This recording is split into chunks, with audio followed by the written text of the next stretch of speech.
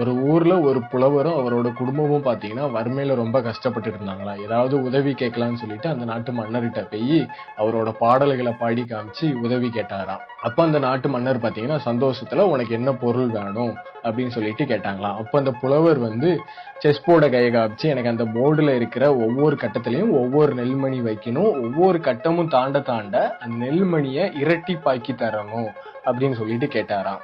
மன்னரும் ஆச்சரியத்துல பாத்தீங்கன்னா உனக்கு தங்கம் வேண்டாமா, பணம் வேண்டாமா, நிலம் வேண்டாமா அப்படின்னு சொல்லிட்டு கேட்டாராம். புலவர் பாத்தீங்கன்னா எனக்கு இதுவே போதும் அப்படின்னு சொன்னாராம். மன்னரும் உத்தரவிட்டாராம்.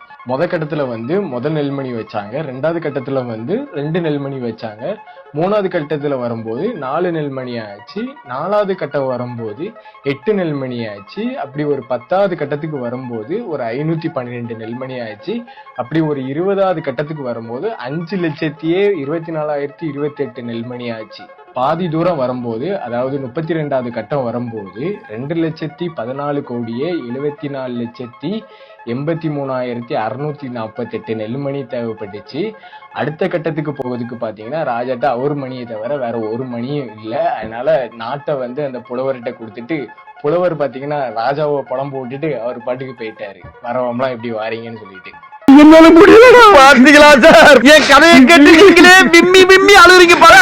நான் அதுக்கு அழகா வேற எத்தனையோ கேஸ் அட்டன் பண்ணிருக்கேன். வாழ்க்கையில இப்படி ஒரு கேஸ் நான் அட்டன் பண்ணவே இல்லடா.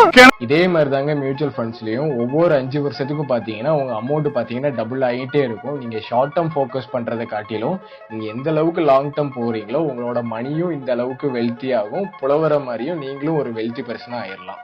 அப்படி இந்த வீடியோவை லைக் பண்ணிட்டு புலவரை போல ஆகணும்னு நினைச்சிட்டு இருக்க உங்க ஃப்ரெண்டுக்கு இதை ஷேர் பண்ணி விட்டுருங்க.